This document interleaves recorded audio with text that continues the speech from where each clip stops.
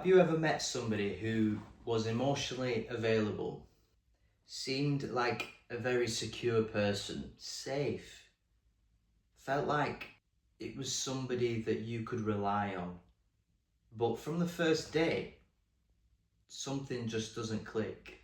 It's almost like something's missing.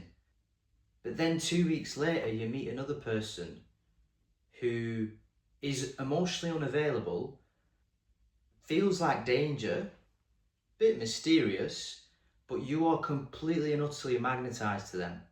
You want to be around them. You're constantly looking at your phone and waiting for a message back from them. If you feel like you've been in this situation, you're probably not the only person in this world that has experienced that, because just what our unconscious really wants is not safety. It's not something we could build a future with. It wants something that's familiar, something that it's almost like you've already been to that place before. I want to use this analogy of driving in a car and seeing a sign on the road. If you didn't know that the sign pointed to danger, or told you to stop, or told you to slow down, you would ignore that sign, right? But because you know that the colour red represents danger, or represents actually something that's going to, in the future, be a problem if you don't execute, then you are going to stop. You're going to believe what you already know, what you learned in your training, when you had driving lessons, just before you passed your driving test. You're going to remember that. So what I'm trying to say is, the unconscious mind, what's more important to the unconscious mind is what it knows rather than what it judges. It's a lot harder for the unconscious mind to judge something rather than to see symbols and signs. Now, there's different psychologists that have discussed this topic in quite depth, and two people I want to talk about is Sigmund Freud and Carl Jung. People often say I attract emotionally unavailable people all the time, or as you've probably watched in my previous video, I attract toxic people into my life. Now, what Carl Jung would say is you're not attracted, your unconscious is not attracted by this emotionally unavailable person. Instead, what's happening is you are taken in by the familiarity. You are recognizing this familiarity. And what I want you to take away from this video is that recognition does not equal attraction. If your unconscious is recognizing something, it's because it's a lot easier to recognize an unconscious trait or your shadow. It's a lot easier to recognize that and see it as something familiar, rather than looking at it and saying, actually, that's not me. Although it feels right, I know I shouldn't be there.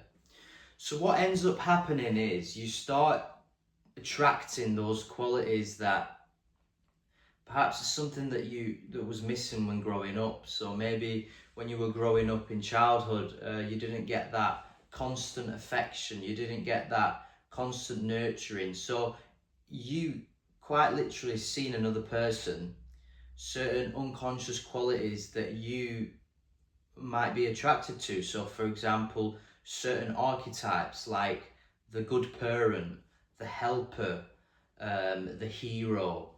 These are all archetypes that people are molded by as they're growing up. So the person you're attracted to might have this quality, or might even lack it. Or you might be lacking, or you might have something that the other person is lacking. They'll never be able to understand fully why they're attracted to you, but they just know. In our world, it's very easy to call attraction love, or call chemistry love, when in fact chemistry is something that our unconscious minds are attracted to. So in my example at the start of the video, when I said, have you ever been attracted to, have you ever been on a date with somebody that might have seemed boring, but you knew they were secure? That right there seems a lot more like love. That seems like a good start for a healthy relationship. But because with how our world is moving and how our psyches are set up and how projection works, Jung would call this projection. Projection is something that we identify with another person's trait, and instead of loving that person, what we start doing is we start fantasizing about the person that it might not even be that person in your head. It might just be that archetype that you built in your unconscious. It might be that you are attracted to some sort of part of them that makes you feel familiar and safe, but it's not safety, it's not love. It's Freud's contribution to this idea is, he would say this is what's known as repetition compulsion. And what that means is we don't repeat bad experiences. We don't just repeat the bad experiences, because why would we do that? It would be a mistake in our brain. It would be like not stopping at the stop sign. Instead, what we do is we unconsciously try to resolve certain things that didn't happen in our life. So for example, your head starts replaying things like, will they finally fall in love with me? Because at some point in your life, growing up, you might have been emotionally neglected in some way, and that emotional negligence on part of your carer or your parent is then sort of, in a way, projected onto this person that you admire, because they might be hot and cold with you. That's why a lot of relationships that are hot and cold become very it becomes like a push and pull. It becomes like you want to be in that, but at the same time you love the chase, you love that thrill, you love the fact that it makes you anxious, and that's another topic for another video, about something called limerence that we could talk about, that I'm sure everyone who's watching this video has experienced in their life. I certainly have. So what does the modern research talk about? It is easier for our brain to chase familiarity rather than try something new, essentially, because it's, as I said previously, for our unconscious, it's a lot harder to chase or to build on something that's new rather than something that's old. So again, it's a lot easier for our brains, signaling in our brains, to essentially go for something that's familiar. Where do boundaries fit into all of this? I just want to wrap this video up by talking about boundaries, because certain people, well, in fact, most people in the world think that boundaries is all about keeping the wrong people out of your life and the right people in.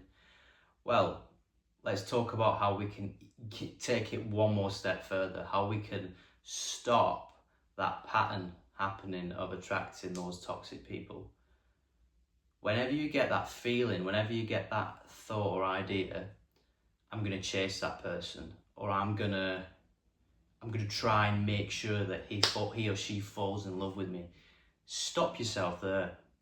It's all about interrupting the pattern that's already in your head. And yeah, that might feel uncomfortable at the start, but what you'll realize and what you'll soon find out is that you are attracting a new version of yourself.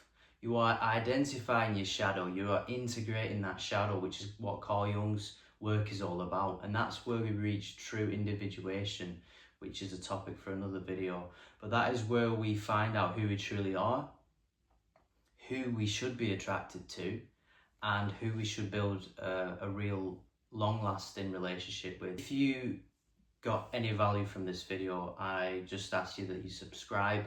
Maybe comment your own experience, a chase that you had in your life, or somebody that might have brought out certain qualities in you that made you want to be with that person. Thanks for watching, and I'll see you on the next video.